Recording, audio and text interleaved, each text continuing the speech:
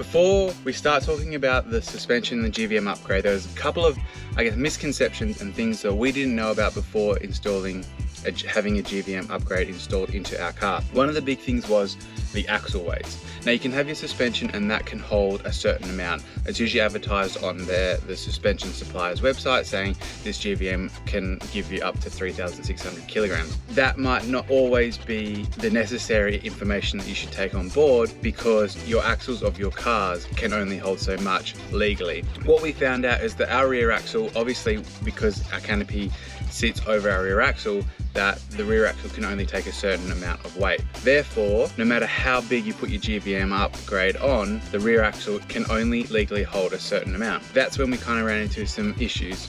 So even if you get a GVM upgrade of, again, let's say 3,600 kilograms, if you're loading up a heap on the rear part of your canopy or your tray or whatever, or with a caravan, your rear axle still has a limit, and that is lower than your GVM. And it all depends on where you place everything on your car. So just because you have a GVM upgrade or you've got upgraded suspension for some cases, then you may still be reaching your axle limit. This is something we had no idea about. And the axle limit's obviously lower than your GVM.